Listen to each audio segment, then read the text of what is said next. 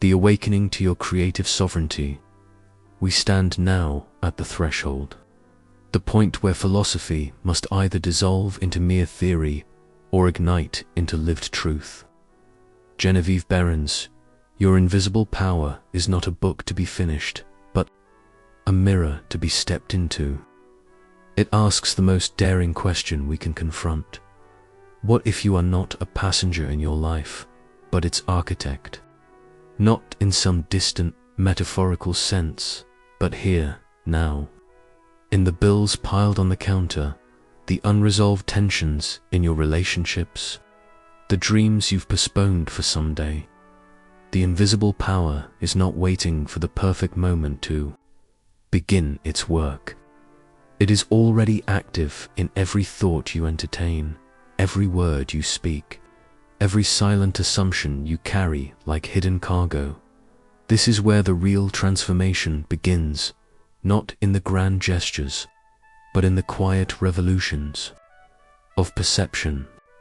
When you catch yourself rehearsing lack and choose instead to embody abundance as a present reality. When you pause mid-complaint to bless what you once cursed. When you dare to plant a seed of desire without digging it up daily to check for roots, that is when the universe leans in to conspire with you. Behrend's work is ultimately about remembering what you already are, a conscious node in a responsive cosmos, a being whose very nature is to create.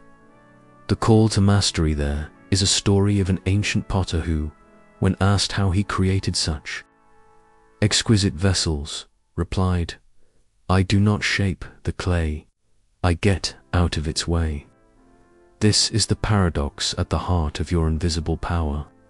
Mastery is not about control, but about alignment, releasing the mental habits that distort life's natural intelligence, your doubts, your fears, your clinging to how things must unfold. These are the distortions. The power lies in the surrender to a deeper knowing. The way a musician surrenders to the music that moves through them. The invitation night, as twilight blurs the line between visible and invisible. Try this. Light a candle and sit with the question, if I truly knew my thoughts were shaping my reality, what would I think today? Let the answers rise without censorship. Then, for 1 week, commit to this experiment. Speak as if your words are spells, because they are. Act as if every gesture matters, because it does. Respond to challenges as if they are sacred feedback, because they are.